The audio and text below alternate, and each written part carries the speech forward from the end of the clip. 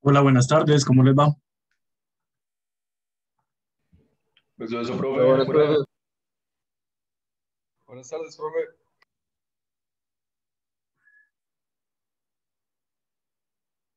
Chicos, ¿ya todos vieron las notas del examen? Sí, profe.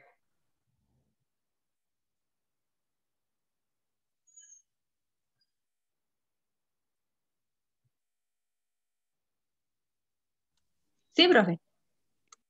Ok, perfecto.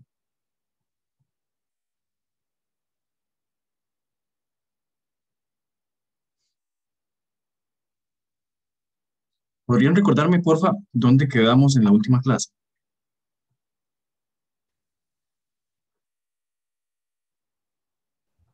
Por el inicio de la segunda presentación del tema 8, profe. Sí, me parece que vimos el concepto de caudal, Correcto. vimos también estas fórmulas, ¿verdad? Sí, señor. Me parece que sí. Hablé de la ecuación de continuidad. Sí, esto también. Y habíamos dejado pendiente este ejercicio. No lo hemos hecho, ¿verdad? No, señor. Ok, entonces dice que el agua fluye a través de una manguera que tiene 2,25 centímetros de diámetro a 0,32 metros por segundo. Y nos pide calcular primero el caudal y luego la celeridad. Recuerden que celeridad es sinónimo de rapidez del agua que sale a través de la tobera de 0,3 centímetros de diámetro. Entonces, bueno, hagamos primero la A, que es el caudal.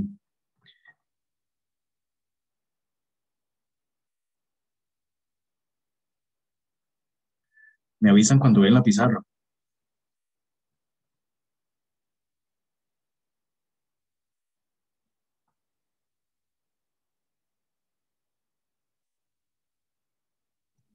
Ya se ve, profe. Sí. Entonces, nosotros tenemos de información el diámetro. ¿De cuánto es el diámetro?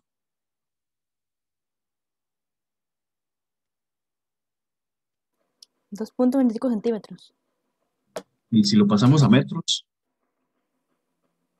2,25 por esa menos 2. claro, es como 25 por 10 a la menos 2 metros. Y si les pido el radio, ¿cuánto sería el radio?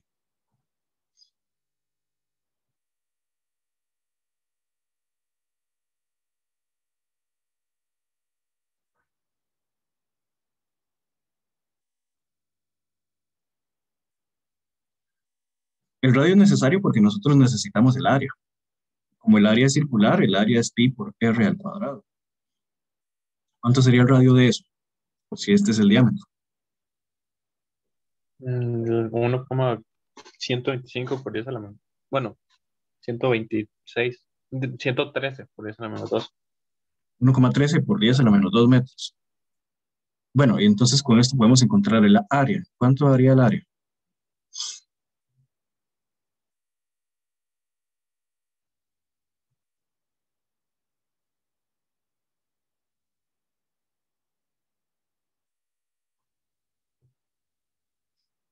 A ver cuánto le da.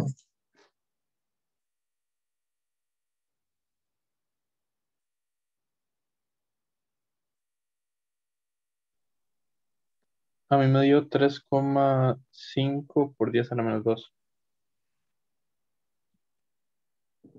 ¿A los demás cuánto les da? Profe, viera que a mí me dio 4,01 por 10 a la menos 4.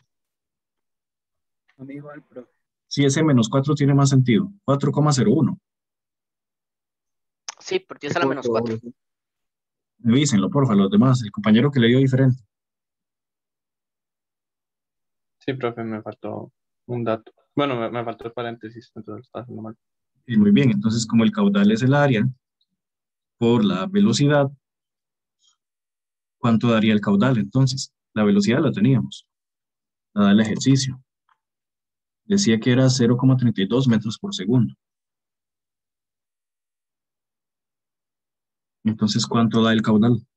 1,28 por 10 a la menos 4 metros en segundo. 1,28 por 10 a la menos 4.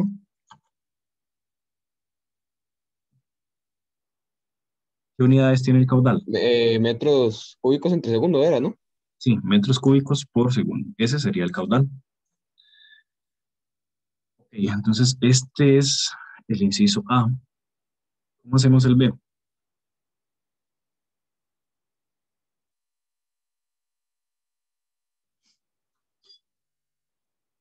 En el B nos piden la velocidad del agua que sale a través de una tobera. Una tobera es como una boquilla, por si acaso. Entonces, esta boquilla lo que hace es disminuir el área. Al disminuir el área, bueno, dice que el diámetro queda de 0,3 centímetros.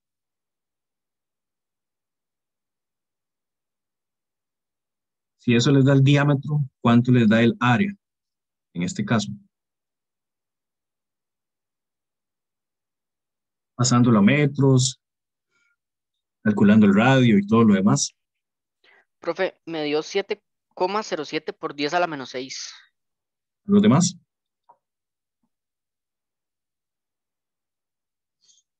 A mí me da igual. Ok, muy bien, ya tenemos la nueva área. A ver, conceptualmente, para analizar. Si estamos haciendo el área más pequeña, ¿qué le va a pasar a la velocidad en este caso? Se incrementa. ¿Sí? ¿Por qué se incrementa? Bueno, por lo que dice la ecuación de continuidad, que si usted hace el área pequeña, la velocidad tiene que aumentar.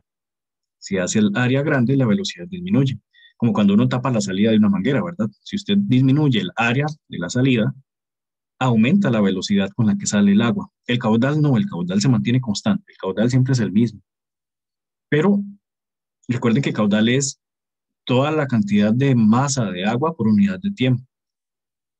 Sin embargo, la velocidad a la que sale el agua puede cambiar, puede ser mayor o puede ser menor, a pesar de que el caudal sí se mantiene constante.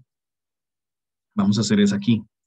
Entonces recuerden eso, que el caudal es constante, y como el caudal es constante, usamos la ecuación de continuidad. La ecuación de continuidad es la que acabamos de ver. Y lo que dice es eso, que el caudal se mantiene constante, que el área del inicio por la velocidad del inicio debe ser igual al área del final por la velocidad del final.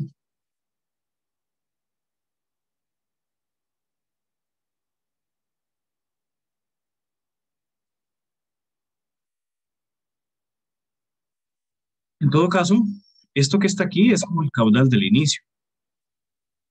Entonces, eso que está ahí ya lo tenemos. Esto es lo mismo que el caudal inicial. El caudal inicial tiene que ser igual que el caudal final. Entonces, área final por velocidad final.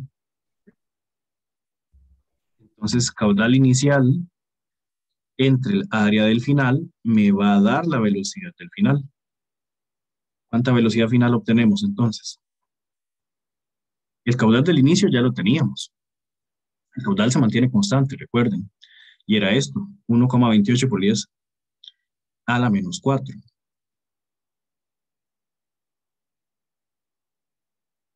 ¿Y el área del final? ¿Cuánto les dio? 707 por 10 a la menos 6. Entonces, ¿cuánto da la velocidad final? 18,1 metros sobre segundo. Bueno, prácticamente 18. ¿Tiene sentido que haya aumentado la velocidad de la salida del agua? Bueno, sí, sale más rápido, porque usted hizo el área más pequeña. Sale a 18 metros por segundo. Pero en realidad sale, digamos, la misma cantidad de agua por unidad de tiempo que antes. La cantidad de agua que sale por unidad de tiempo es la misma. La única diferencia es que ahorita el área es más pequeña. Como el área es más pequeña, digamos que el chorro se hace más pequeñito, pero eso se compensa con la velocidad de salida del agua. Entonces puede ser que la velocidad del agua sea diferente, pero la cantidad de agua por unidad de tiempo es la misma. El caudal es el mismo. Recuerden eso.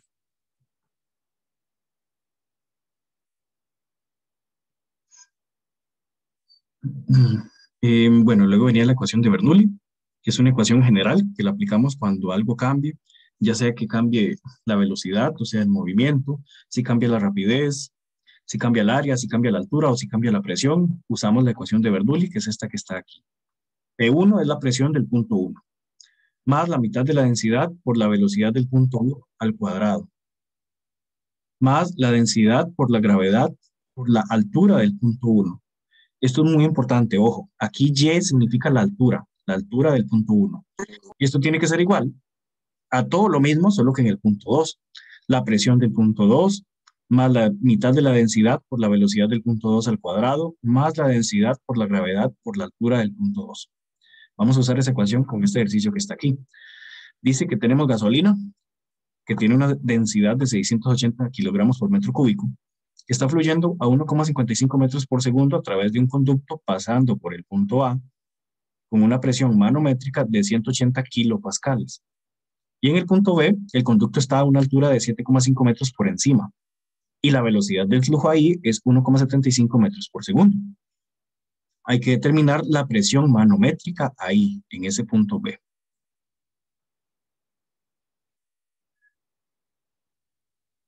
Ya ven la pizarra, ¿verdad? Sí, profe. Bueno, esto es como tener entonces un conducto, no importa la forma del conducto. Lo importante es que este es el punto A y digamos que como por aquí está el punto B. Nosotros de hecho podemos ir sacando valores. Uno puede definir que todo lo que esté en este nivel, este es el nivel de referencia, NR, nivel de referencia, y todo esto puedo decir que tenga altura cero. Yo puedo definirlo de esa manera. Si es así, a ver, ¿cuál sería la altura del punto A?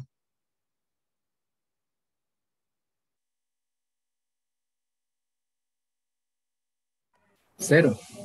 Sí, yo lo puedo definir como cero. Y entonces la altura del punto B, bueno, la defino como la altura que dice ahí. Y el punto B está a 7,5 metros por encima.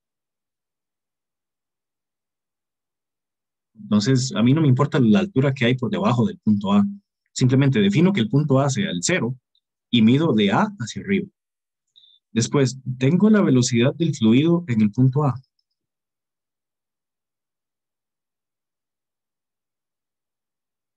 A ver, busquen todos esos datos. 1,55 metros por segundo.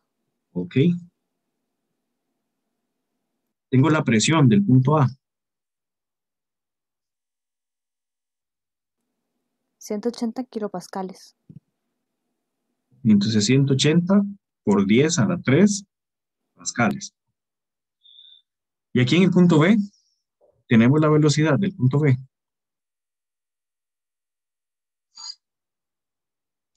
Uno coma 75 metros por segundo. Tenemos la presión del punto B.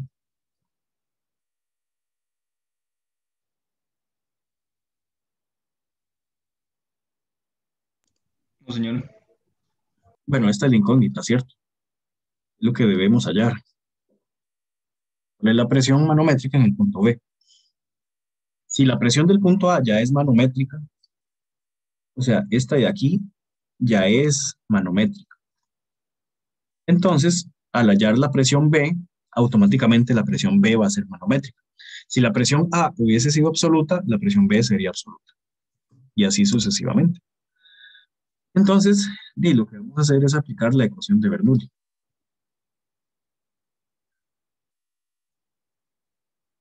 La ecuación de Bernoulli, como les digo, bueno, es la ecuación de antes, la presión del punto A más la mitad de la densidad por la velocidad del punto A al cuadrado, más la densidad por la gravedad por la altura del punto A. Por si acaso, esta es una ρ, ¿verdad? La ρ de densidad no es una P. Y esto debe ser igual a la presión del punto B, más la mitad de la densidad por la velocidad del punto B al cuadrado, más la densidad por la gravedad por la altura del punto B. Esa es la ecuación de Bernoulli. Vean, por ejemplo, que de una vez este término de aquí, ¿qué pasa con este término? Analicémoslo. Y se va, se cancela.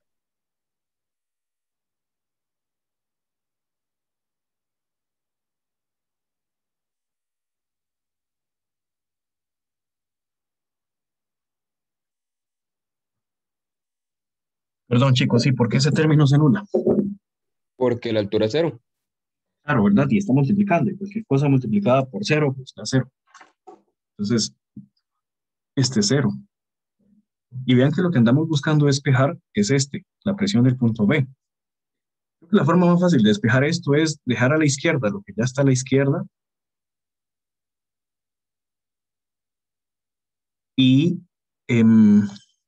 estos maecillos que están acá, sumando, y los voy a pasar al otro lado. Los despejo. Allá, y este también. Los tiro para allá. Entonces pasan a restar. Menos la mitad de la densidad por la velocidad del punto B al cuadrado, menos la densidad por la gravedad por la altura del punto B.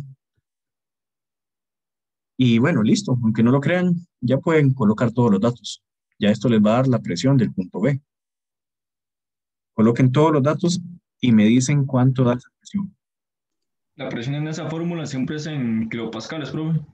No, en realidad es en pascales. De hecho, aquí lo pasamos a pascales, vean. Yo puse 180 por 10 a la 3.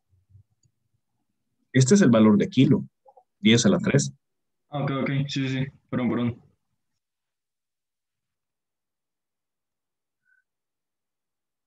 A ver, coloquen todos los datos y me dicen cuánto les da.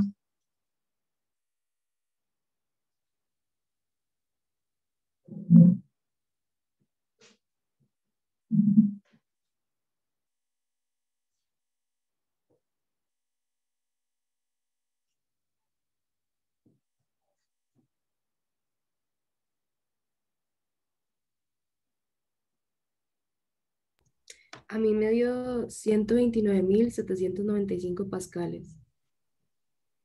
Eso es 1,30 por 10 a la 5 pascales. 1,3 por 10 a la 5 pascales. ¿A todos les da eso?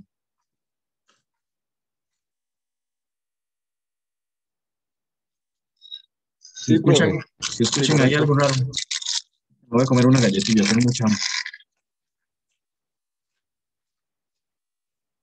Bueno, muy bien, entonces esa sería la presión del punto B. Vean que es básicamente usar la ecuación, determinar todos los términos y luego de ahí sustituirlos en la ecuación. Ahora, es importante, como les digo, que al inicio en el enunciado decía que la presión del punto A es manométrica. Si la presión del punto A es manométrica, automáticamente pues la presión del punto B también va a ser manométrica, ¿verdad? Yo di la respuesta como 130 kilopascales, pero si ustedes ponen atención, 130 kilopascales es lo mismo que 1,30 por 10 a la 3 pascales, ¿cierto? Es exactamente lo mismo. ¿Estamos de acuerdo con eso?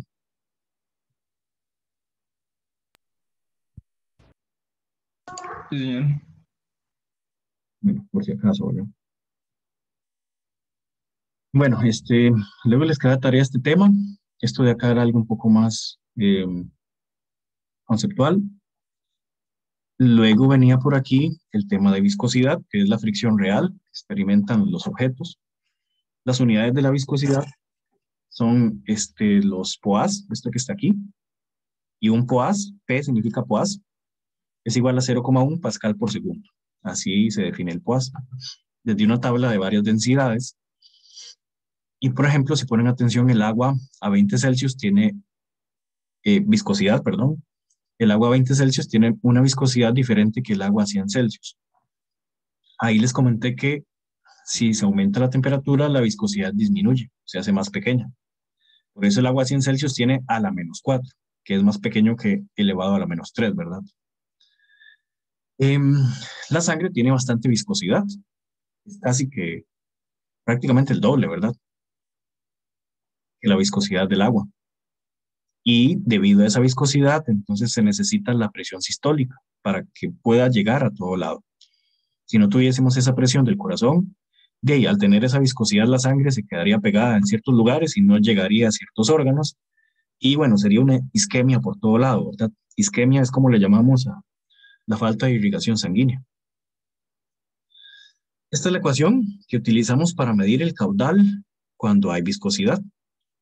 Pi por el radio a la 4, por la presión del punto 1 menos la presión del punto 2, entre 8 por eta, esta letra eta significa la viscosidad, y L mayúscula es la longitud del conducto. Siempre al usar esta fórmula vamos a suponer que P1 va a ser más grande que P2. O sea, no importa los valores de P1 y P2, pero usemos siempre el valor más grande y luego le restamos el valor más pequeño. Esta es la ley de Poisson. Y esta eta, que es la viscosidad, bueno, la pueden tomar de aquí, de esta tabla. Y para eso, bueno, vamos a hacer este ejercicio que está aquí. ¿Alguien puede leerlo en voz alta, por favor? Yo consideré agua a 20 grados centígrados que fluye desde una estación de bombeo hasta una vivienda situada a 2.5 kilómetros a 12 litros por minuto a través de una tubería de 10 centímetros de diámetro. Calcule la diferencia de presión entre ambos extremos del conducto. Tome en cuenta la viscosidad del agua en la tabla anterior.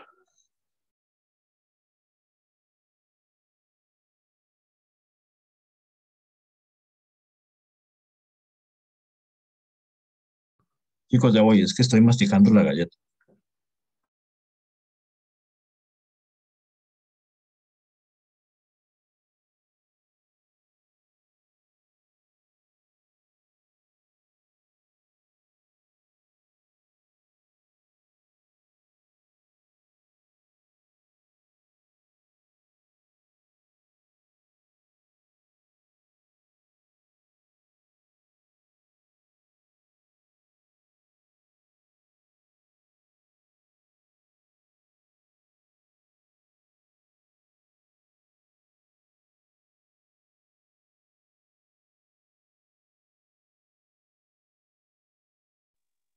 Bueno, vamos al ejercicio 3. Entonces, lo que tenemos que hallar según el ejercicio es la diferencia de presión. Vean que aquí tenemos agua, pero se los he dicho muchas veces. Si el agua tiene que recorrer mucha distancia, la viscosidad sí se vuelve apreciable. El efecto de la viscosidad se vuelve apreciable. Si el agua tiene que recorrer pocos metros, la viscosidad es tan pequeña que no hace efectos importantes. Pero ya varios kilómetros, como en este caso que tiene que fluir 2,5 kilómetros, aunque la viscosidad sea pequeña, en tanta distancia el agua sí se va frenando por fricción. Entonces sí hay que considerar el efecto de la fricción, de la viscosidad, cuando las distancias son mayores a algunos kilómetros. Si las distancias solamente fueran algunos metros, no es necesario. Pero ya varios kilómetros sí es necesario considerar los efectos de la viscosidad. La viscosidad y el caudal estaban relacionados por esta ecuacioncita que está aquí. Entonces, vamos a encontrar la diferencia de presión.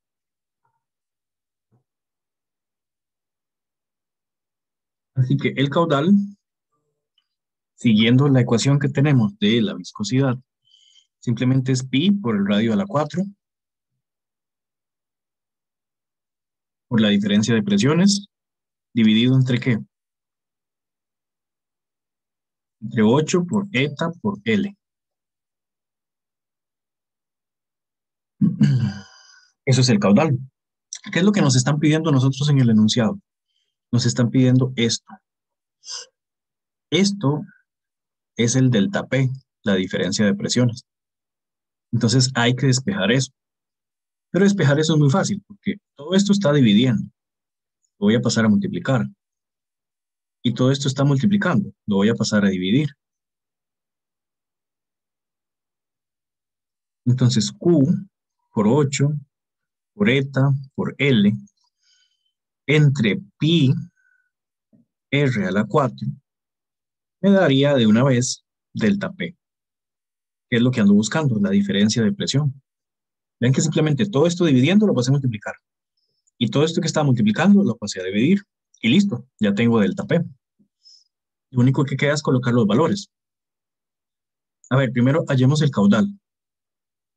¿Cuánto vale el caudal? Por ahí dice que son 12 litros por minuto. Pero necesitamos pasarlo a metros cúbicos y segundo, porque esas son las unidades del caudal siempre. Entonces hagamos la conversión. 12 litros por minuto. Por, ¿cuántos litros tiene un metro cúbico? 1000. ¿No? Un metro cúbico tiene 1000 litros. Y luego por, sabemos que un minuto tiene 60 segundos. Cancelamos litros con litros, minutos con minutos. Entonces sería 12 multiplicado, bueno, por 1, y dividido entre 1000 y 60. ¿Cuánto sería eso?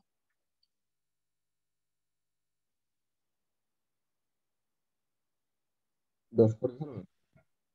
¿Cuánto? 2 por 10 a la menos 4. ¿No les da eso? Sí, correcto. Bueno, este es el caudal, muy bien. La longitud también la tenemos. ¿De cuánto es la longitud? 2,5 kilómetros, si no me equivoco. Sí, hay que pasarlo a metros, ¿verdad? Entonces serían 2500 metros. Con todos esos datos, bueno, ya podemos calcularlo. Entonces sería 2 por 10 a la menos 4. Por 8. Por eta. Recuerden que eta es la viscosidad. ¿De dónde la sacamos? De la tabla. ¿Cuál es el valor para la viscosidad del agua en una tabla? 1 por 10 a la menos 3. Agua a 20 Celsius, 1 por 10 a la menos 3.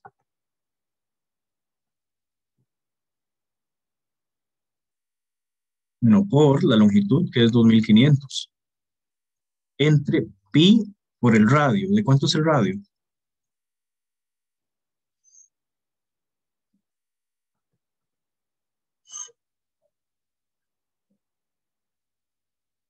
De 5 centímetros. Eso dice el ejercicio. Ok, sí, el radio sería, vean que la tubería es de 10 centímetros de diámetro. El diámetro sería 5 centímetros. Nada más hay que pasarlo a metros, ¿verdad? Cuidado con eso. ¿Cuánto sería en metros? 5 centímetros.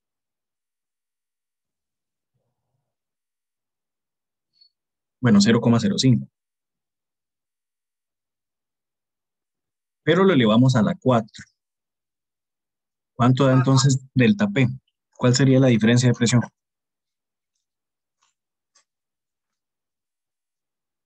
La diferencia de presión sería 204 pascales. ¿A todos les da eso?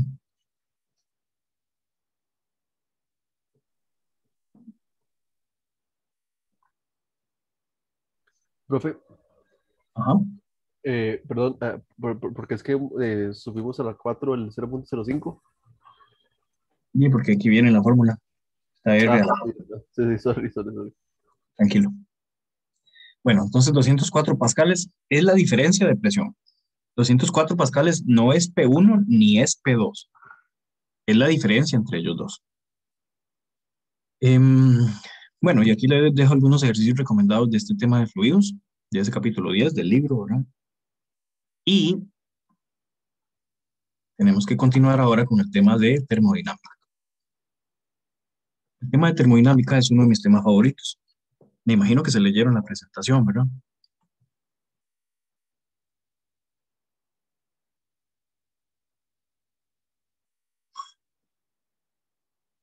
Sí, profe.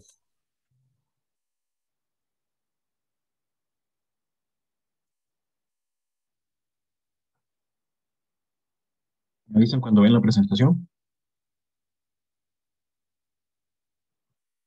Listo, profe. Ok. Entonces, primero les hablé de temperatura, que se relaciona con la energía térmica. ¿Y qué es la energía térmica? Bueno, es básicamente la energía cinética de las moléculas. Bueno, energía de vibración y energía también de traslación. Entre más alto es el movimiento molecular, más alta es la temperatura. Recuerden eso. Si las moléculas están muy quietas, ¿qué significa? Que la temperatura es baja, porque no hay mucha energía cinética. Si las moléculas vibran más y se mueven más, la temperatura es más alta. Recuerden eso, el movimiento molecular, qué tan alto es, nos dice qué tan caliente están las cosas, qué tanta temperatura tienen. Hay varias escalas para la temperatura. Una escala Es la Kelvin, otra es la Celsius y otra es la Fahrenheit. Recuerden que no se dice grados centígrados, se dice Celsius, grados Celsius. Si queremos pasar de Celsius a Kelvin, nada más sumamos los Celsius más 273. Pongan atención, porfa. Aquí dice 273,15. Pero ese coma 15 no lo vamos a tomar en cuenta porque siempre usamos cálculos con 3 cifras. Entonces nada más sumemos o restemos 273 y ya. Entonces, para pasar de Celsius a Kelvin, agarramos los Celsius y sumamos 273. Pero si queremos pasarlo a Fahrenheit, bueno, hacemos 9 quintos por la temperatura en Celsius y le sumamos 32. Y de esa manera se pasa a Fahrenheit. Todo eso proviene de esto que está aquí, que es parte de la teoría. Recuerden que igual una caloría con C mayúscula no es lo mismo que una caloría con C minúscula. Una caloría con C mayúscula es una kilocaloría. Y que era básicamente 4,19 julios, redondeado, digamos. O aquí tienen también el factor de conversión de kilocalorías a julios. Pero en algún momento les dije que básicamente una caloría es 4,19 julios, redondeadamente. Luego aquí les hablo un poco del calor específico. El calor específico es esta C minúscula. Y nos dice cuánto calor Q se debe agregar o quitar para cambiar la temperatura de 1 kilogramo de algún material. Este Q es el calor. Entonces, esto del calor específico es muy importante porque el calor específico, que es esta C minúscula, nos dice qué tan fácil o qué tan difícil es calentar algo. Hay cosas que se calientan fácil y hay cosas que se calientan difícil. ¿Qué cosas se calientan muy fácil? Que ustedes recuerden. Los metales.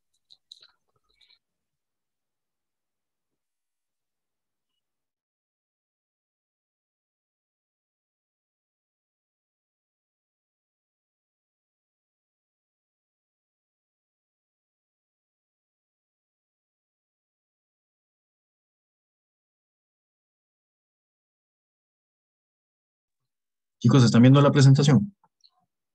Sí, profe. Sí. Ok. Sí, entonces bien, los metales se calientan fácil. ¿Por qué? Porque tienen un calor específico pequeño. El aluminio, el cobre, el plomo. Vean que esos valores son pequeños, relativamente pequeños. Entre más pequeño es el calor específico, más fácil se calienta algo. ¿Qué se calienta más fácil? ¿El cobre o el plomo?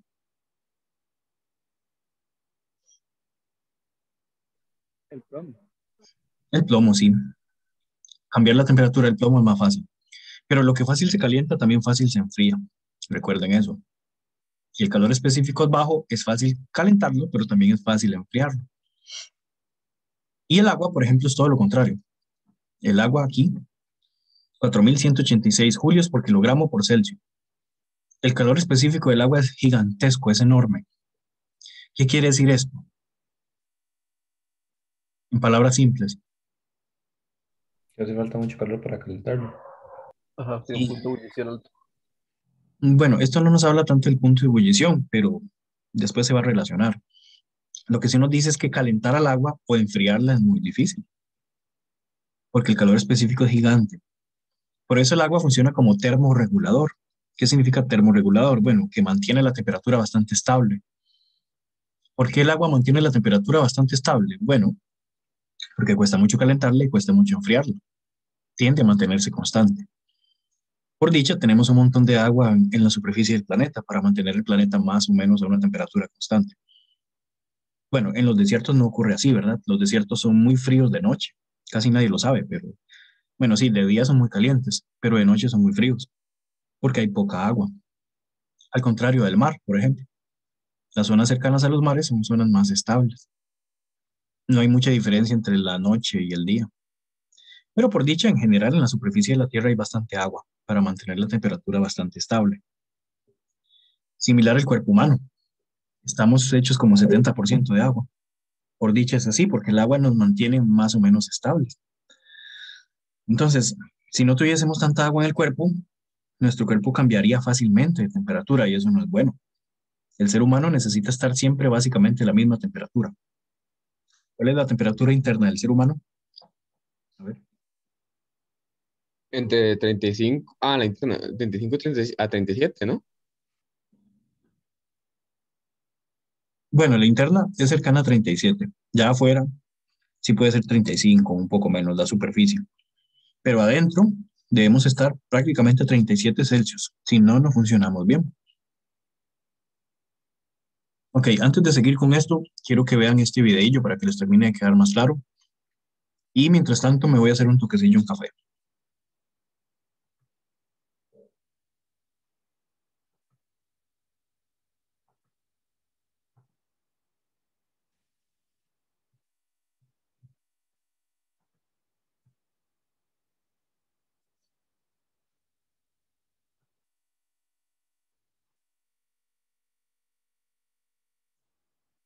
Chicos, ¿tienen alguna consulta hasta ahora? ¿Algún comentario? ¿Algo que me quieran contar?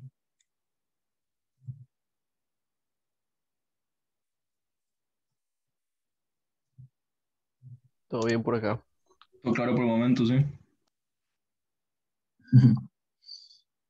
Bueno, qué dicha.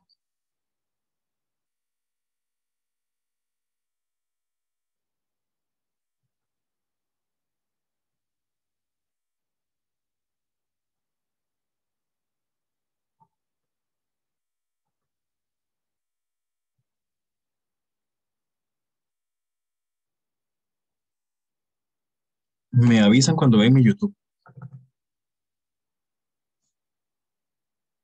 Listo, y ahora sí. Ok, pongan atención. Bueno, denme un toque porque no estoy compartiendo el audio.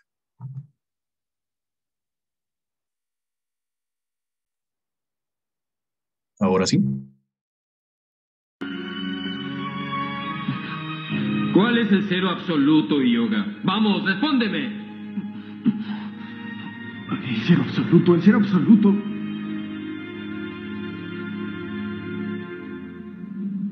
Escucha, yoga.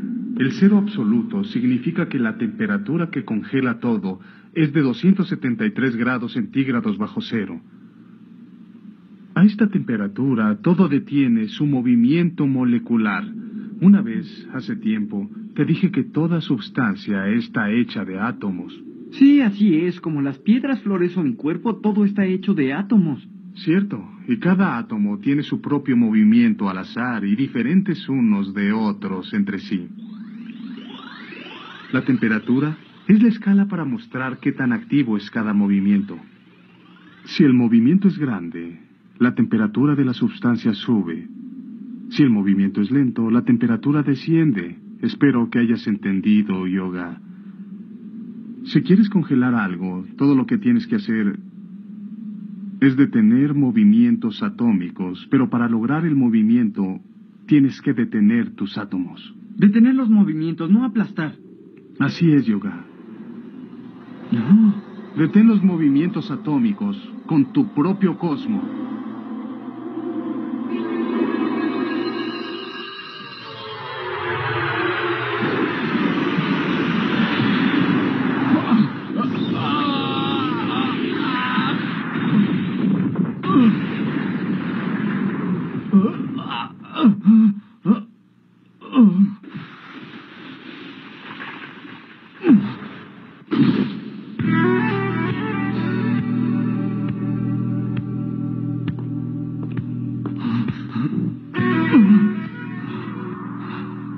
Mi pierna derecha también está congelada. Oh, no, no puedo moverla, no puedo mover mi cuerpo. Como tú bien sabes, yoga, el cero absoluto es el mayor aire frío que puede haber en este plano.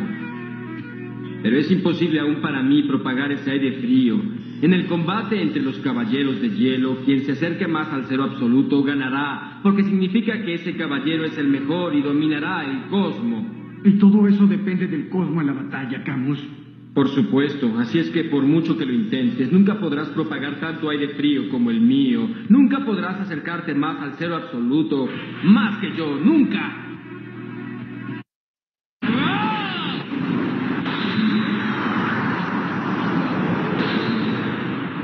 ¿Pero qué demonios pasa aquí?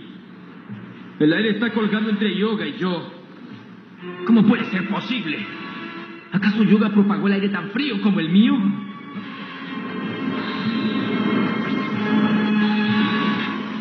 Bien hecho, Yoga. Muy bien. Estoy orgulloso de ti por hacerlo tan frío como el mío.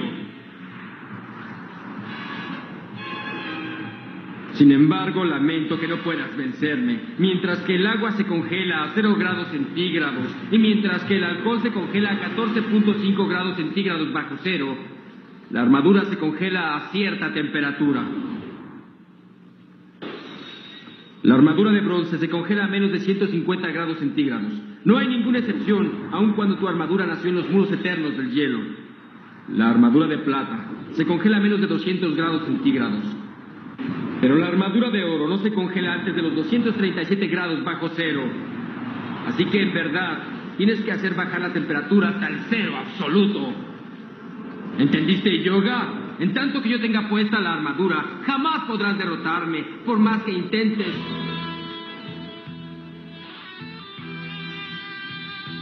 ¿Me escuchas?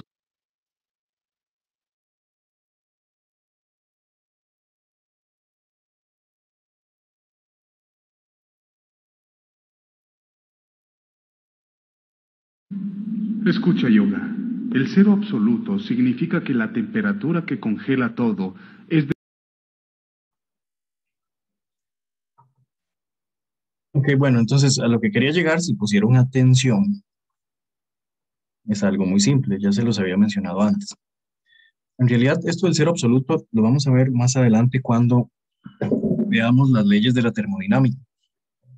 Pero por ahora, recuerden, la temperatura es el movimiento molecular. Entre más alto es el movimiento molecular, más alta es la temperatura. Se supone que si el movimiento molecular se detiene completamente, uno tendría entonces a lo cual se le llama cero absoluto, pero el cero absoluto está prohibido por la mecánica cuántica.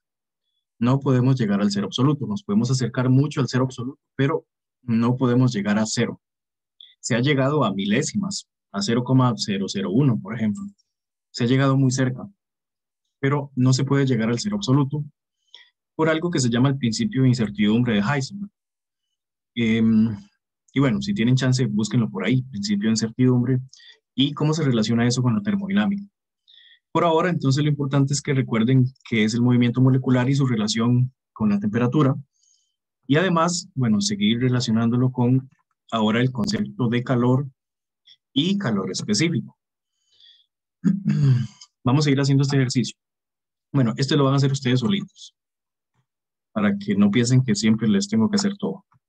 A ver, hagan este ejercicio.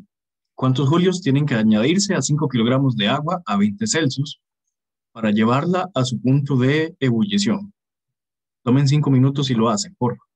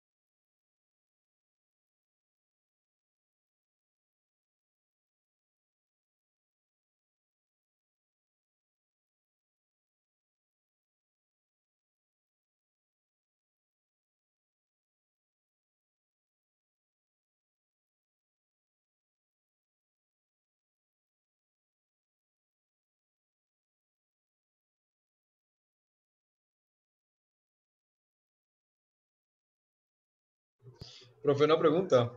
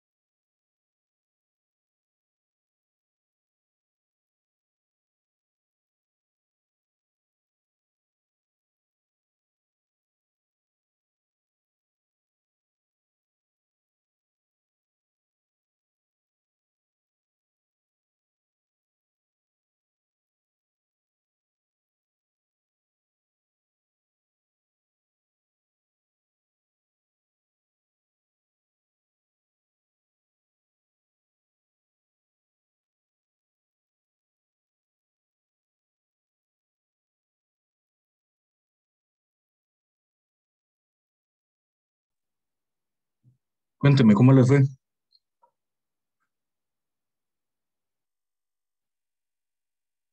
Bien, profe. Creo que no hay problema, ¿verdad? La temperatura de ebullición son 100 Celsius.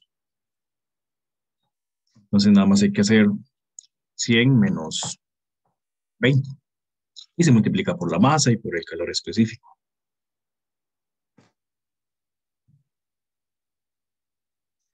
Bueno, luego de esto venía el tema de cambios de fase, porque esta ecuación que está aquí para obtener el calor, esa ecuación solamente aplica si la sustancia tiene la misma fase, el mismo estado de la materia.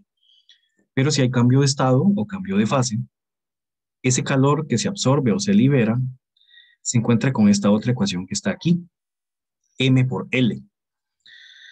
Si es fusión, el L trae una F, que significa L de fusión, el calor latente o calor de transformación. Y si es vaporización, trae una V. La V significa de vapor, ¿verdad? Cuando se absorbe calor, esta L se coloca positiva, o la LV, cualquiera de las dos L. Si se absorbe calor, si se absorbe energía, va positiva. Si se libera energía o se pierde, va negativa. Recuerden eso. Aquí tienen todos esos datos por si es necesario hacer algún cálculo de esos. Y bueno, luego tenemos el tema de expansión térmica, que como les comenté es cuando se expanden las cosas. Las cosas se expanden cuando se les agrega calor, cuando aumentan su temperatura. Estas eran las razones por las cuales se daba la expansión térmica, que termina siendo una razón molecular. Al golpear tanto los átomos entre sí, entre más temperatura, más se golpean. Y esos efectos microscópicos afectan macroscópicamente, de tal forma que entre más se mueven las moléculas, bueno, hacen que el objeto tienda a hacerse más grande. Hay muchos tipos de expansión, pero vamos a ponerle más atención a la expansión lineal. Delta L es L final menos L inicial. Es el cambio en la longitud. Y esto es alfa, donde alfa es el coeficiente de expansión. Este coeficiente es un valor específico para cada material y está en las tablas. Esta L es la longitud inicial. Si quieren le colocan aquí una I de L inicial. Y delta T pues es el cambio de temperatura. Aquí hay varios de esos coeficientes. Repito, estos coeficientes que aparecen aquí son la alfa que aparece en esta primera fórmula. Entre más grande es ese alfa, más se expanden los objetos o más se contraen. Vean, por ejemplo, el vidrio común y el vidrio tipo Pyrex. ¿Cuál coeficiente es más grande? Bueno, ¿cuál es más pequeño? ¿El común o el Pyrex?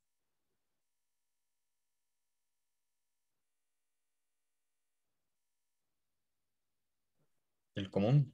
El Pyrex. El Pyrex es más pequeño, ¿verdad? 3,3 por 10 a la menos 6. El común, lo más pequeño donde llega es 4 por 10 a la menos 6. Pero el vidrio tipo Pyrex es una marca que patentó un estilo de vidrio para que no sea tan quebradizo.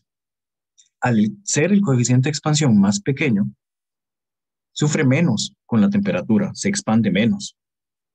Y si se expande menos, es menos propenso a quebrarse. Por esa razón es que el vidrio tipo Pyrex aguanta cambios de temperatura más extremos. Y por eso lo usamos mucho para cocinar, por ejemplo. Entre el aluminio y el latón, ¿cuál se expande más fácil, el aluminio o el latón?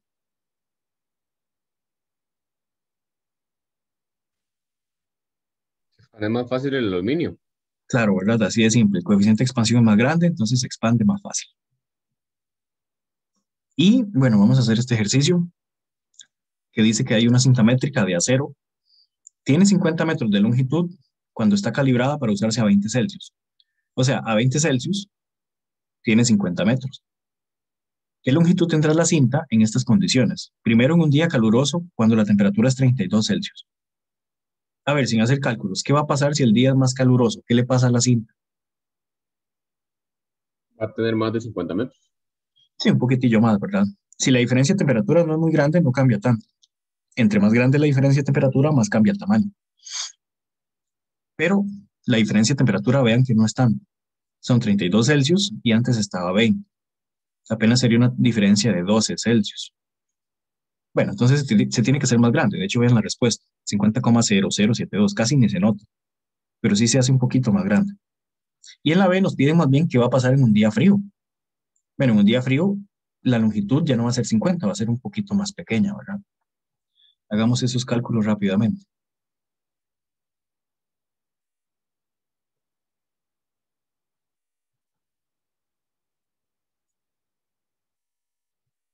¿Ya ven la pizarra? Sí, señor. Ok, entonces tenemos que encontrar, ¿cuál era la pregunta exactamente? La longitud que va a tener la cinta. O sea, vamos a hallar la longitud final de la cinta. Nosotros sabemos que delta L, según la fórmula, es alfa por la longitud inicial por el delta T. O sea, vean que delta L es la longitud final menos la longitud inicial. Esto es alfa por LI por delta T. Pero nos piden la longitud final, entonces hay que despejar. ¿Cómo despejo esto? Y nada más lo paso a sumar, ¿verdad? Viendo los datos, entonces, a ver, ¿cuánto vale alfa? ¿Cuánto vale alfa para la cinta que tenemos ahí? ¿De dónde lo sacamos? La cinta es de acero. Entonces vamos a la tabla y buscamos el acero. ¿Cuánto es?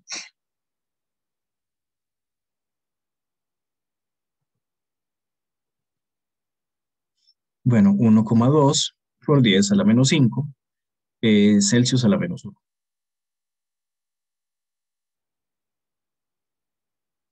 Después, la longitud inicial, que es de 50 metros.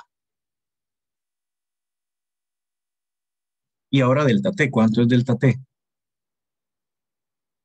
Temperatura final menos temperatura inicial. ¿Cuánto sería?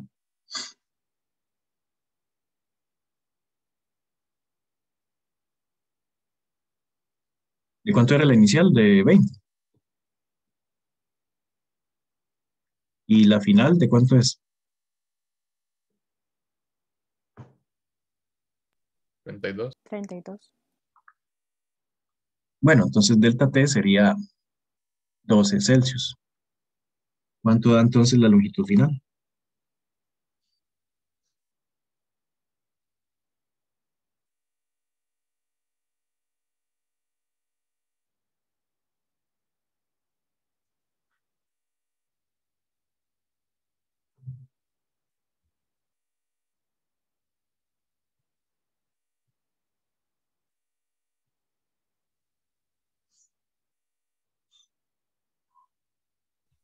$50.072.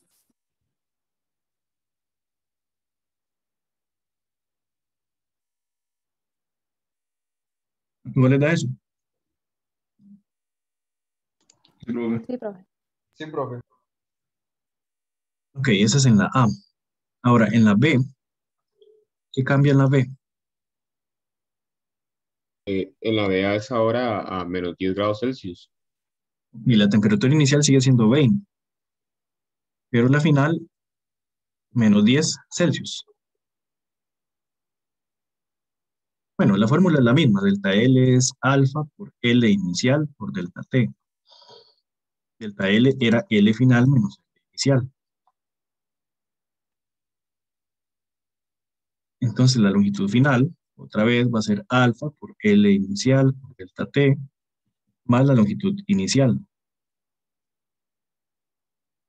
Estos datos siguen siendo los mismos. ¿Cuánto era alfa? Perdón, 1,2 por 10 a la menos ¿qué?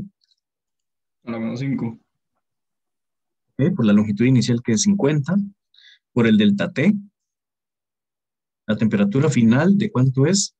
De menos 10, menos de fórmula, la temperatura inicial que es 20, más la longitud inicial que es 50. ¿Cuánto da entonces la longitud final?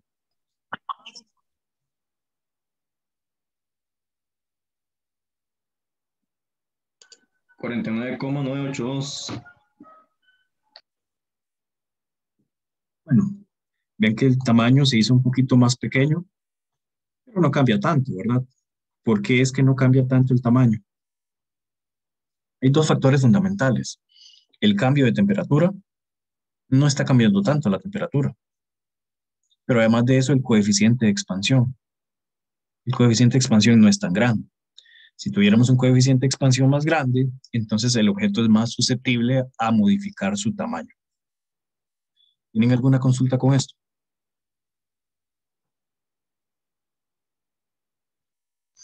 Todo claro. Ok, déjenme ver algo un segundito.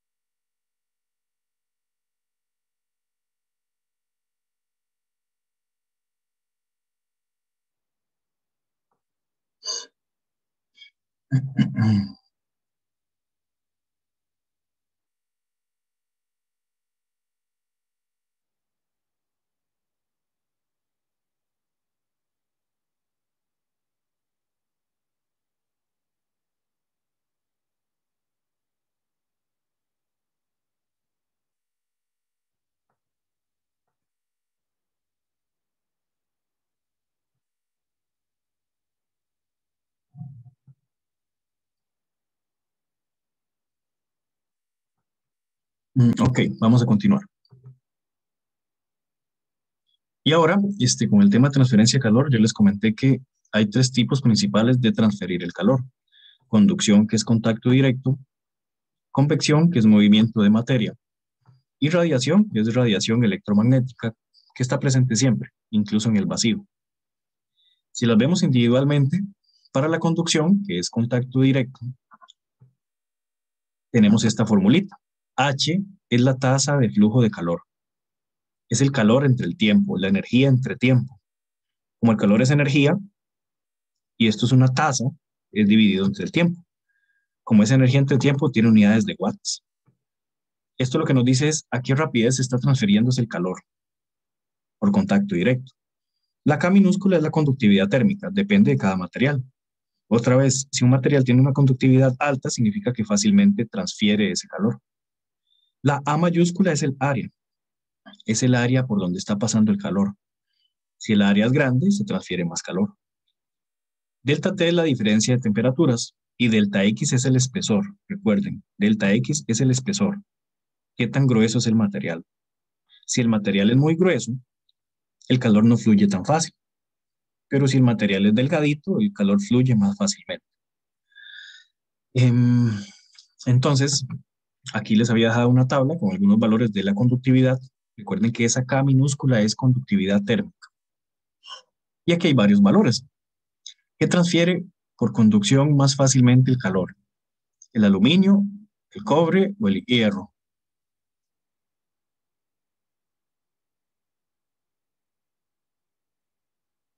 A ver, si yo quisiera tener unas ollas para cocinar y que el calor se transfiera bien rápido, ¿de qué prefiero que sean las ollas? ¿De aluminio, de cobre o de hierro? Cobre. De cobre, sí, porque tiene una conductividad térmica más grande. Conduce el calor más fácilmente. El agua no tiene una conductividad térmica tan grande. Tampoco el aire. Busquemos el aire, vean el aire. Por eso es que una brisilla, las brisas, el vientito, nos ayuda a enfriarnos, pero no nos ayuda a enfriarnos tan fácil como meterse en una piscina, por ejemplo, llena de agua. El agua tiene un poquito más de conductividad que el aire. Son bajas en realidad comparadas con los metales. Bueno, el agua sigue siendo más grande que la del aire. Entonces, con esos valores calculamos esa constante de conductividad dependiendo del material. La conductividad térmica se puede dar también desde una parte de un material hacia otra zona de ese mismo material. Por eso, este ejercicio es de esa manera. Es como se transfiere el calor desde una zona del material hacia otra zona del material. Porque aquí hay un cilindro de hierro de 1 centímetro de radio y 25 centímetros de longitud. Uno de sus extremos está a 250 Celsius, pero el otro extremo está a 20 Celsius. Hay que calcular la tasa de flujo de calor. en el mismo material, pero de un extremo al otro extremo.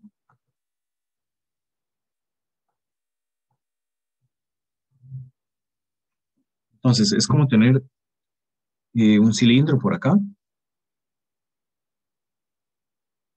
Digamos que el calor fluye para allá, en esa dirección. Si es así, recuerden que el calor siempre fluye desde el más caliente hacia el más frío.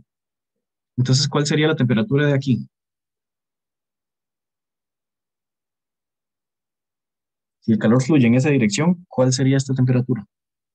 250 grados Celsius. Ajá. ¿Y esta de aquí? 20 grados Celsius. 20 Celsius, muy bien, porque siempre fluye desde la alta hacia la baja. Además, tenemos la longitud.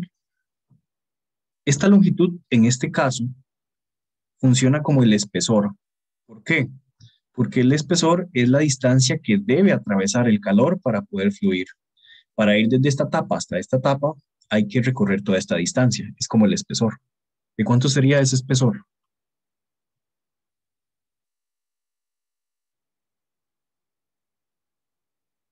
Son 25 Eh, centímetros. Ajá, que en metros son 0,25 metros.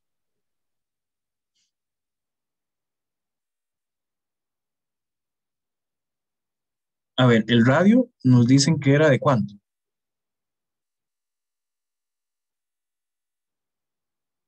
un centímetro. Bueno, un centímetro, que en metros sería 0,01 metros. Entonces el área, vean que el área es el área por donde fluye el calor, es el área transversal. El área sería lo mismo que el área de esa base. Y esa base, como es un cilindro, es circular. El área de un círculo, otra vez. ¿Cuánto da el área entonces?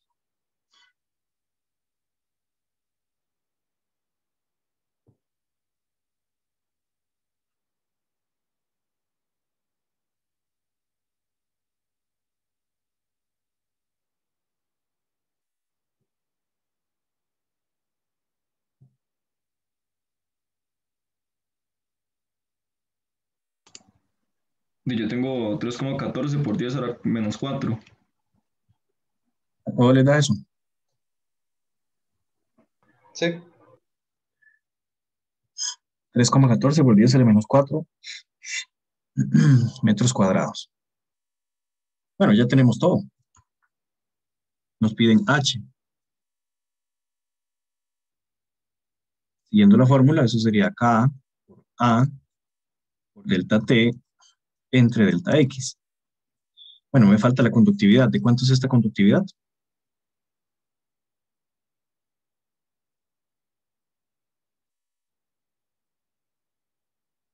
$52 ¿Por qué vale 52? por la tabla. ¿Qué dice la tabla? Este, para hierro vale la conductividad térmica de hierro, de acuerdo a la tabla, es 52. Claro, exacto. Nada más hay que ver de qué es el material e ir a la tabla. Entonces tenemos 52 por el área. A todos les dio 3,14 por 10 a la menos 4 el área. Señor. Bueno, muy bien. Ahora delta T. Delta T, nada más hacemos la grande menos la pequeña. 250 menos 20. Y bueno, esto lo dividimos entre el espesor, que es 0,25. ¿Cuánto les da todo eso?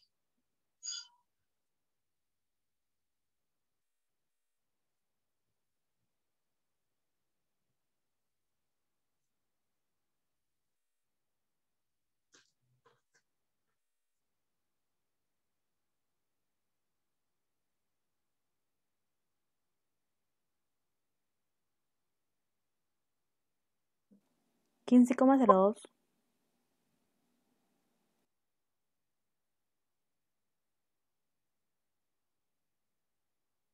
Sí, 15,02.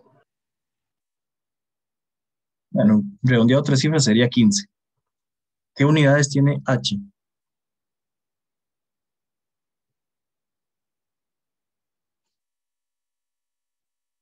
Watts. Recuerden que son watts porque es energía por unidad de tiempo. Significa que desde esta etapa caliente hacia esta etapa fría de allá, se transfieren 15 julios cada segundo. Eso es lo que significa. Luego, chicos, la convección, como les dije aquí, no la vamos a evaluar matemáticamente, solo conceptual. Recuerden que convección es el movimiento de la materia. Las cosas calientes, el aire caliente o el fluido caliente, tiende a subir, se enfría y cuando se enfría baja. Y si se repite el movimiento, bueno, hay movimiento de materia, como un baño María, por ejemplo. Esto es convección. El movimiento de la materia, el movimiento de masa. Y gracias a esto también se transfiere calor. Pero no se las voy a evaluar con una forma matemática, solamente conceptual. La que sí les voy a evaluar matemáticamente es la radiación. Es una forma de transferir calor con radiación electromagnética. Puede actuar a larga distancia, incluso en el vacío. No es necesario que haya un material, como sucede desde el Sol hacia nosotros, ¿verdad? Ustedes saben que el Sol es la estrella más cercana. Y gracias a la radiación es que nos llega la energía del Sol. El Sol no está en contacto con el planeta. Ni hay convección, porque el espacio está prácticamente vacío. Lo único que hay entre el Sol y nosotros es energía en forma de radiación. Y gracias a esa radiación se transfiere calor desde esa estrella que funciona con fusión nuclear. Creo que ustedes lo saben, ¿verdad? Las estrellas son reactores de fusión nuclear, solo que son reactores naturales. Por eso es que la energía del futuro tiene que ser energía nuclear, es lo más natural que existe. Y por eso las estrellas tardan tantos años hirviendo y emiten tanta energía, porque son reactores nucleares de fusión. Y gracias a eso nos llega su radiación. Vamos a usar esta ecuación para calcular la potencia que se emite en forma de radiación. Potencia para calentar o para enfriar, digamos. Esta E es la emisividad, es un valor que depende de cada material. Sigma es una constante de Stefan Boltzmann, vale esto, 5,67 por 10 a la menos 8. Esta A es el área de la superficie del objeto. Pero vean que esta área es la superficie de todo el objeto. Hago énfasis en eso. En la conducción vimos una área. Esta A que está aquí de la conducción es solo el área transversal. Es solo el área que está viendo el calor mientras fluye, no es el área total. Pero aquí en radiación, esta A mayúscula es el área total del objeto, el área de todo el objeto. Bueno, eso multiplicado por la temperatura del objeto a la 4, tiene que estar en Kelvin, eso es importante, estas temperaturas deben estar en Kelvin, menos la temperatura del entorno. TE significa la temperatura del entorno, también en Kelvin, y también elevada a la 4. Hagamos este ejercicio de acá. Nuestro cuerpo tiene aproximadamente una superficie de 1 metro cuadrado y una emisividad igual a 0,75.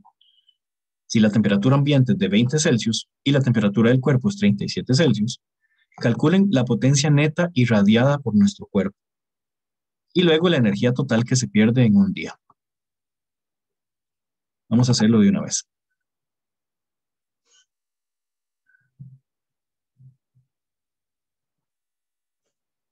A ver, este es el ejercicio, bueno, no trae número. Entonces sabemos que la potencia es la emisividad por sigma, por el área, multiplicado por ¿qué? Por la temperatura del objeto a la 4, menos la temperatura del entorno. La temperatura del entorno es como la temperatura ambiente, también a la 4.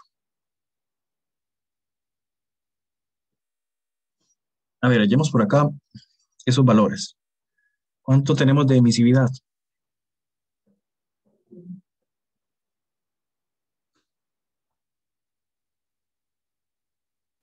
0,75. La emisividad no tiene unidades. Luego, sigma. Sigma es la constante de Stefan Boltzmann. ¿Cuánto vale esa constante?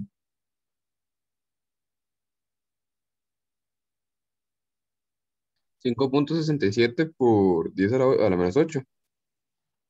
Ajá, ¿qué unidades tiene?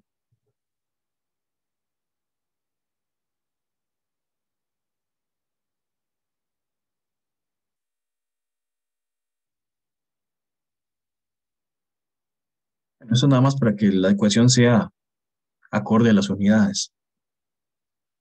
A ver, el área. ¿De cuánto es el área? De 1. 1 metro cuadrado. Sí, aproximadamente. En realidad es un poquito menos, pero estamos redondeando para tener números bonitos. Y luego las temperaturas. A ver. T en Kelvin, ¿cuánto sería? Y la temperatura del entorno. T es la temperatura del objeto. ¿De cuánto sería la temperatura de nosotros? Bueno, 37 más 273, ¿verdad? ¿Cuánto da eso? 3 días. 10. Ok, 310 Kelvin. ¿Y la temperatura del entorno? ¿A cuánto está el entorno? A 20 Celsius. 20. Bueno, 20 Celsius, pasándolo a Kelvin, más 273. Entonces, 293 Kelvin. Ya tenemos todos los datos. Entonces, la potencia sería igual a 0,75 por la emisividad. Bueno, perdón, la constante de Stefan primero, de Stefan Boltzmann. 567 por 10 a la menos 8, por el área, que es 1, por 310 a la 4, menos 293 a la 4. ¿Cuánto da esa potencia?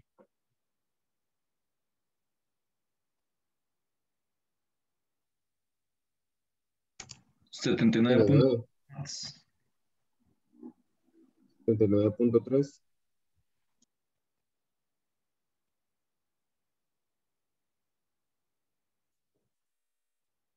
¿79,3? Sí, señor. Bueno, esta es la potencia que irradiamos en esas condiciones. Si ustedes se dan cuenta, el cuerpo humano siempre está calientito, siempre está irradiando.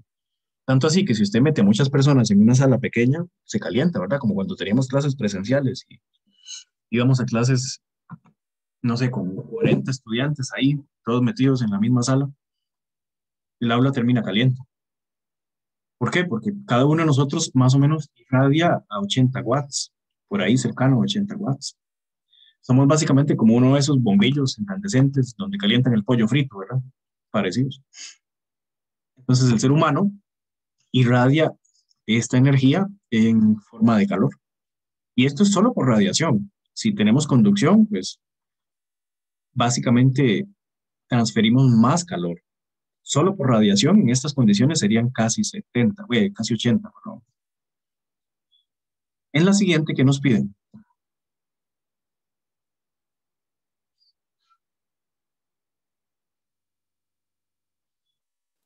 La energía total perdida en un día. Sí, la energía. ¿Cómo encontramos la energía? Bueno, recuerden que siempre la potencia es energía entre tiempo, todo el tiempo. Entonces, la energía es la potencia multiplicada por el tiempo. Tenemos el tiempo. ¿De cuánto es el tiempo? Es de un día, pero hay que pasarlo a segundos, por supuesto. ¿Cuántos segundos tiene un día?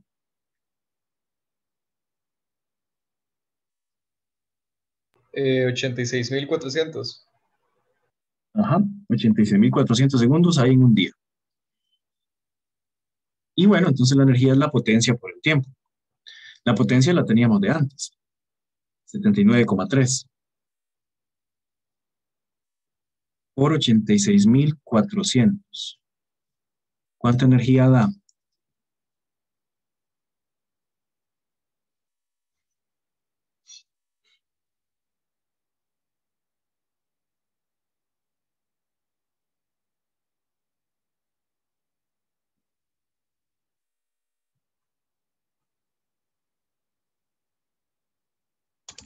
Sí, es como 85 por 10 a la 6. ¿No les da eso? Sí. Sí, profe. Ok, vean que son más de 6 millones de julios. Esto no es parte del ejercicio, pero quiero que veamos algo. Pasemos esa energía a calorías. ¿Cuánto da esa energía si la pasamos a calorías?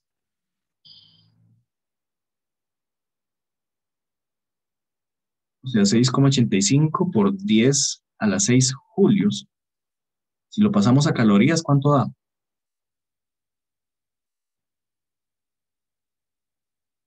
Bueno, una caloría tiene 4,19 julios, redondeado. Cancelamos. ¿Cuánto da eso en calorías?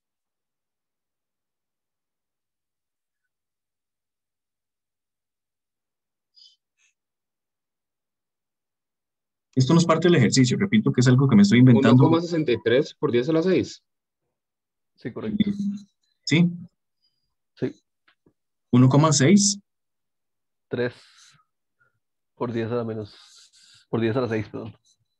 Por 10 a las 6 calorías. Esta sería la energía que uno irradia en un día. ¿Recuerdan cuánto era lo que uno se comía en un día, lo recomendado? 2000. 2000 kilocalorías. Sí, la ingesta diaria andaba por ahí. Eran 2000 kilocalorías. O sea que si lo pasamos a calorías, ¿cuánto es? 2 por 10 a las 6 calorías. O sea, 2 millones de calorías. Esto sería lo que nos estamos comiendo. Esta sería la energía que ingresa al cuerpo en forma de comida. Si uno come bien, digamos, y no se va a comer hamburguesas todos los días, qué rico, ya me antojo. Pero de esto que nos estamos comiendo, de estas 2 millones de calorías, alrededor de más de 1,5 millones de calorías las gastamos solo estando calientes. ¿Lo están viendo? ¿Cuánto sobra? Según ese cálculo, ¿cuánto sobra en calorías? Como 0. 37 por 10 a la 6. ¿Cuánto?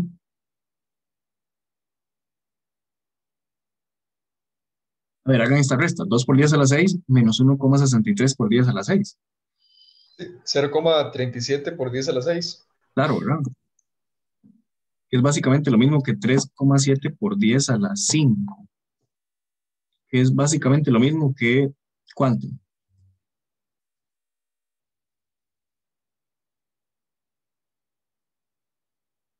$370,000 calorías. ¿Y qué hacemos con esto que nos sobra? Vea que estoy hablando de calorías, no de kilocalorías. Si hablo de kilocalorías, serían 370 kilocalorías, lo que me está sobrando. ¿Y para qué era esta energía que sobraba? ¿Qué hacemos con eso?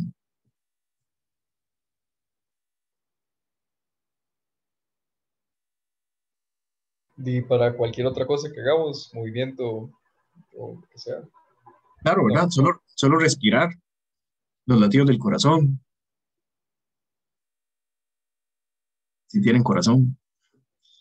Y cualquier otro proceso fisiológico consume energía. Por dicha nos está sobrando energía para realizar esos procesos. De lo contrario, nos moriríamos. La energía no se crea ni se destruye, solamente se transforma. Siempre tiene que haber un equilibrio.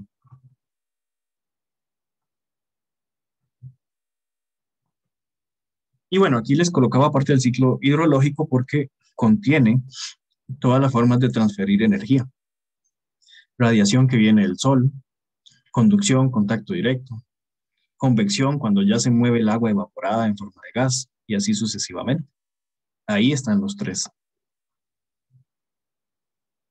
Luego venía el tema de gas ideal y en el tema de gas ideal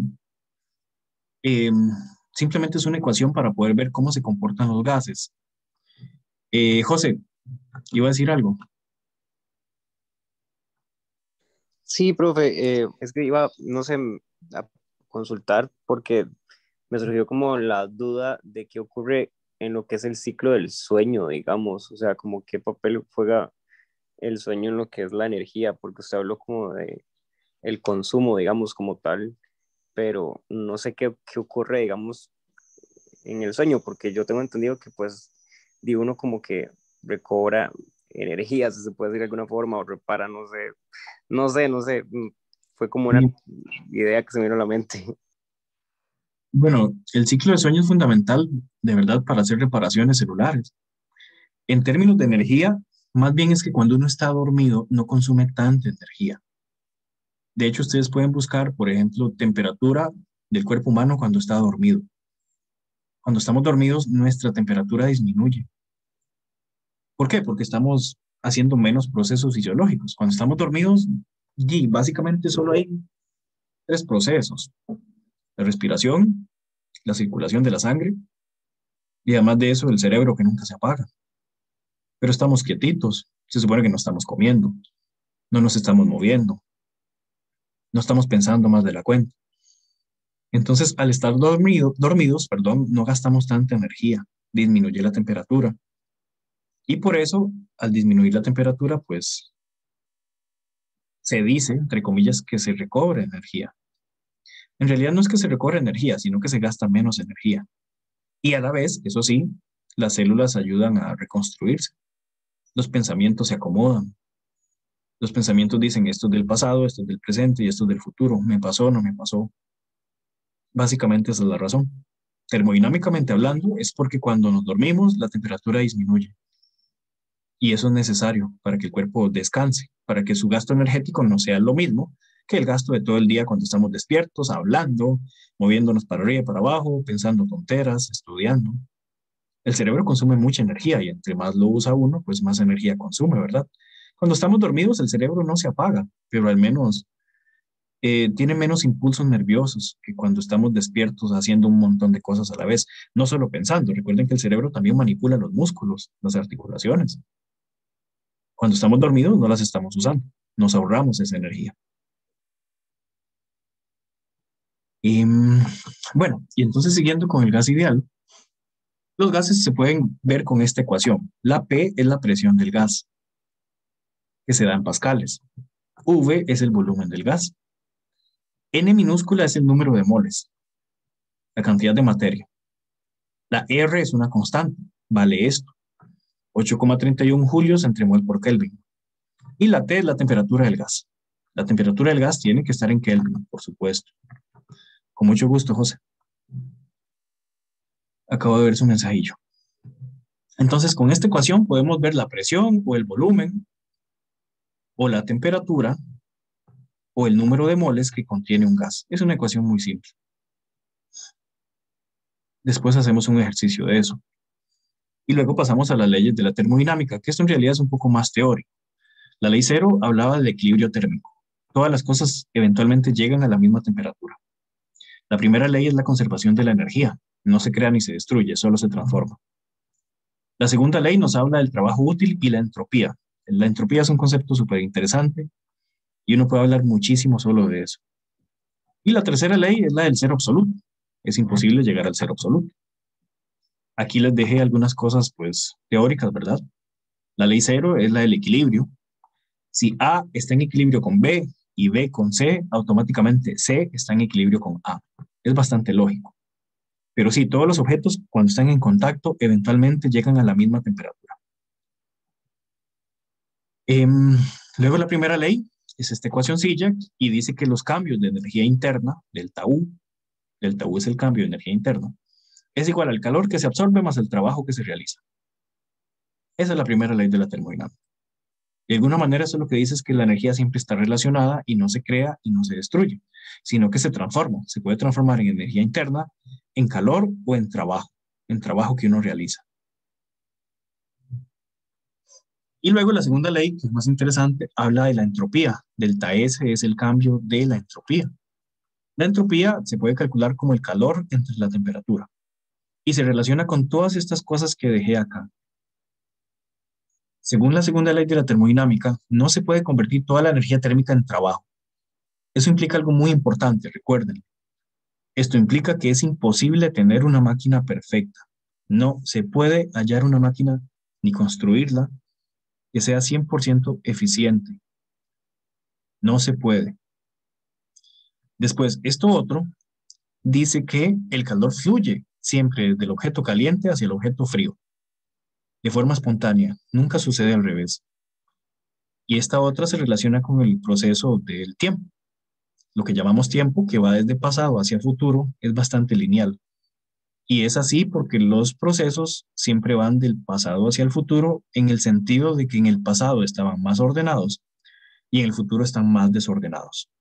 La entropía tiene que ver con el desorden. En realidad tiene que ver con la forma en las cuales las cosas se pueden acomodar. Pero eso también está relacionado con el desorden. A alguna gente no le gusta relacionarlo, pero la verdad es que sí. La entropía está relacionada con la forma en las cuales usted puede ordenar un sistema o desordenarlo. Si han visto Dark, es bastante interesante. En Dark el tiempo no es lineal y no cumple con esta ley de la termodinámica. Pero bueno, es por otras razones que no voy a dar spoilers y además no he terminado ni siquiera la segunda temporada, así que tengo que seguir viéndola. Pero sí, el concepto del tiempo es súper interesante, pero siempre se relaciona con el concepto de la entropía. Y la tercera ley, ya se las había mencionado. No se puede llegar al cero absoluto porque está prohibido por la mecánica cuántica. Cualquier proceso se detendría en el cero absoluto. Pero es imposible, solo él pudo. Y obviamente es algo imaginario. Chicos, esto de máquina térmica no se los voy a evaluar. Por si acaso, esto no se los evalúo, máquina térmica. Y lo demás que dejé por acá, pues son cosas teóricas, de las cuales ya hemos hablado bastante. Aquí les decía que una caloría es redondeado 4,2. En realidad es 4,186, que a 3 cifras significativas daría 4,19, y para recordarlo puede ser prácticamente 4,2. Ya hablamos de esto. Somos máquinas térmicas. Necesitamos energía para sobrevivir. Pero si comemos más de la cuenta, vamos a almacenar esa energía en forma de grasa. El problema de la obesidad del mundo, prácticamente toda la obesidad del mundo es un problema termodinámico. Le echamos más energía al sistema de la que el sistema quema. Hay algunos casos que son problemas hormonales y eso se entiende, pero el 99% de los casos de desórdenes que implican obesidad es un problema termodinámico. Si usted come más de lo que gasta, va a almacenar esa energía y se va a engordar. Y no estaríamos en equilibrio termodinámico. Así que si come mucho, pues tiene que quemarlo de alguna manera, ¿verdad? El que reza y peca empata, así le digo yo. Por eso salgo a correr de vez en cuando. No es para estar muy fit, es para quemar el exceso de energía. Y, bueno, por aquí les dejé unas cosillas que ustedes se pueden leer. Sería bueno que se los lean, es muy interesante. Esto es un extracto de una novela gráfica que se llama Watchmen. Hay un cómic, una novela gráfica, digamos, y también hay una película. Mínimo sería bueno que vean la película, mínimo. La película obviamente no es fiel completamente al cómic o a la novela, pero la película es muy buena también. Se los dejo de tarea. Es una obra de arte, en realidad. Sí, Watchmen es demasiado bueno, Maripaz. Maripaz, ¿usted solamente ha visto la película o ha visto también la novela gráfica? ¿La ha leído, tal vez? Profe, mucho gusto. No, es que soy Roberto, es que estoy desde otra compu. Solo la película la he visto, pero es muy buena. He querido ver la novela gráfica, pero no he tenido el chance.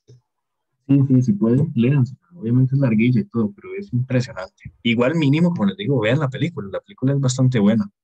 Expone partes del ser humano muy interesantes. Expone a los superhéroes también como personas que sienten, que tienen miedo, que tienen problemas. Y obviamente está Manhattan. Doctor Manhattan es el más, iba a decir una mala palabra, pero no puedo, pero es el más capo de todos los capos, de todos los superhéroes. Entonces, apenas puedan, vean Watchmen y después de eso podemos seguir hablando de milagros termodinámicos. Y bueno, chicos, básicamente esta es la... Ah, bueno, por cierto, la imagen que siempre coloco al final es de radiación de Cherenkov. Es un efecto que se llama efecto Cherenkov. Y este azul es un azul que se da cuando los electrones logran viajar más rápido que la luz. En el agua sí es posible. En el vacío nada puede ir más rápido que la luz. Pero en el agua, por ejemplo, a veces los electrones pueden viajar más rápido que la luz. Cuando eso se produce, se da un efecto de onda de choque. Lo van a ver, bueno, Tal vez si llevan radiofísica avanzada o algo así, pero para que me crean, este azul es el azul más hermoso del mundo y se llama así radiación de Cherenkov. Esto es adentro de un reactor nuclear.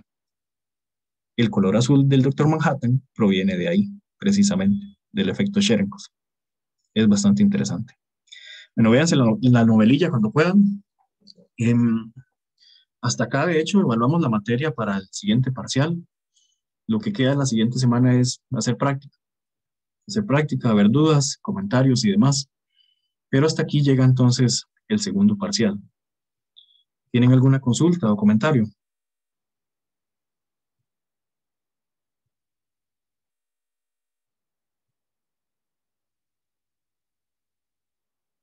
Por mí, bien, profe.